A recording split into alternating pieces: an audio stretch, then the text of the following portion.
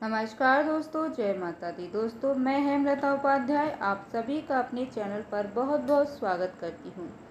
दोस्तों, सावन मास की अंतिम एकादशी को पुत्रदा एकादशी के नाम से भी जाना जाता है।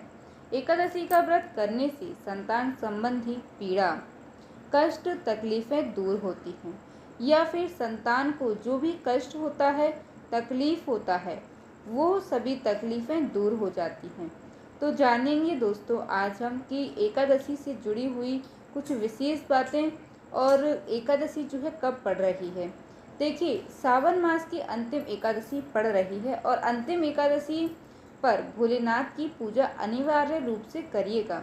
बाकी नारायण की तो देखिए यह एकादशी ही है, और भगवान विष्णु इस समय योग निद्रा में सोए हुए हैं। तो यह चातुर्मास की एकादशी भी है, चातुर्मास की एकादशी भी कही जाती है।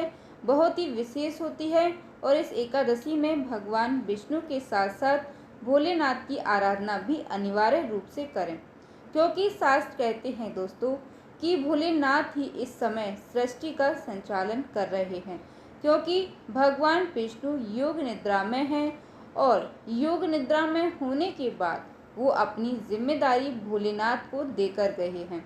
तो उनकी आराधना योग निद्रा में होने के बाद वो अपनी जिम्मेदारी भोलेनाथ को देकर गए हैं।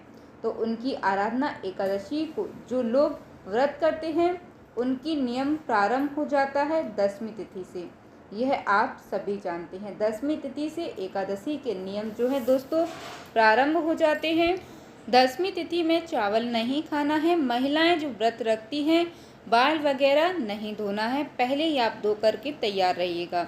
अगर अच्छा दिन मिल रहा है तो बाकी गुरुवार और शनिवार तो ऐसे दिन मिल रहे हैं, तो आप जो है कुशा से जल छिड़क कर पवित्र हो जाइए। एक दिन पहले चावल ना खाएं। सूर्यास्त से पहले आप अपना भोजन कर लें, और उसके बाद आप जल, फल, दूध वगैरह जो भी आप लेना चाहें ले सकते हैं। अब देखिए दोस्तों, व्रत के दिन यानी एकादशी वाले दिन आपको जो है सुबह जल्दी जागना है। जल्दी जाग करके आपको अपने घर की साफ़ सफाई थोड़ी बहुत जो भी करनी होती है कर लीजिएगा। बहुत साफ़ सफाई तो देखिए शास्त्र मना करते हैं, उसके बाद आज तो कहा गया है कि वनस्पति को नहीं तोड़ना चाहिए। हाथों से मुंह में पानी डाल करके कुल्ली वगैरह करके दांत साफ कर लीजिएगा। बाकी मन नहीं मानता है तो आप किसी भेदभाव में ना पड़िए, आप दातुन का जो है वो कर सकते हैं। तो एक दिन पहले तोड़कर इन चीज़ों को रख लीजिएगा, जिससे कि आप भली भांति अच्छे तरीके से दातुन कर सकें। एकादशी में किसी भी वृक्ष की पत्तियों को नुकसान नहीं पहुंचाया जाता है। अब देखिए, चातुर्मास की एकादशी है। एकादशी के दिन भगवान विष्णु के मंत्र का जप करिए अधिक से अधिक। ओम नमो भगवते वासुदेवाय मंत्र का आप जप करिए। सबसे ज़्यादा विशेष होता है चातुर्मास की एकादशी में भगवान विष्णु योग निद्रा में होते हैं, परंतु शंख घंटी बजाकर उनकी विधि से पूजा करने से घर की वास्तु दूर होते हैं। एकादशी व्रत में जब अगले दिन हम उठेंगे और व्रत का संकल्प करेंगे, व्रत के संकल्प में नाम, स्थान, गोत्र बोलेंगे, और उसके साथ साथ अपनी मनोकामना, या मनोकामना कुछ भी नहीं है तो बस भगवान की कृपा चाहिए ऐसा बोलेंगे। ऐसा बोलने के बाद हमें क्या करना है दोस्तों कि भगवान की पूजा आराधना जो भी है आप कर लीजिएगा। भगवान को पीले वस्त्र चढ़ाइए, पंचामृत से उन्हें स्नान कराइए। लड्डू गोपाल जी हैं, सालग्राम जी हैं, जिस किसी भी स्वरूप में आप पूजा कर रहे हैं उनको पीले वस्त्र पहनाइएगा, पंचामृत से स्नान कराइएगा। भगवान को स्नान कराते हुए ओम नमो भगवते वासुदेवाय मंत्र का जाप करिए। अगर संभव हो तो आज गीता का पाठ करिए। चौथे और 7वें अध्याय का पाठ करने से पूर्वजों को मुक्ति मिलती है और जीवन में खुशियाँ आती हैं। विष्णु सहस्त्र नाम का पाठ करने से ग्रहों संबंधी जो पीड़ा होती है वो आपसे दूर रहती है। लेकिन दोस्तों, एक बात का ध्यान रखा जाए कि यह जो पाठ होते हैं इनको नियमित रूप से पढ़ा जाए, तभी जो है यह अपना चमत्कार दिखाते हैं। तो इस बात का हमें ध्यान रखना है।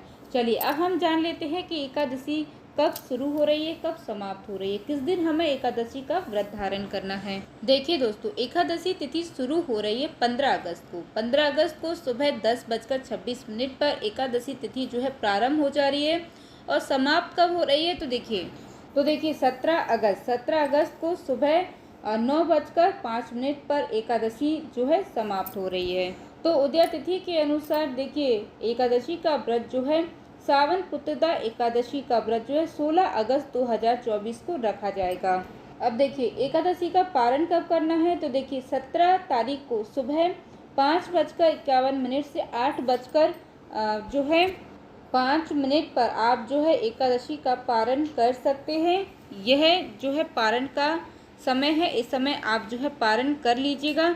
अब देखिए अब हम जान लेते हैं एकादशी पूजा का जो शुभ मुहूर्त है वह किस समय है।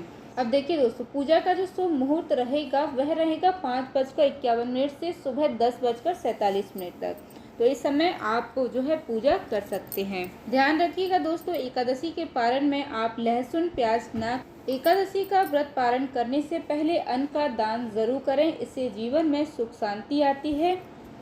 सावन पुत्रदा एकादशी का व्रत रखने से पहले दोस्तों व्रत से पूर्व यानी कि दसवीं के दिन सात्विक भोजन करना चाहिए।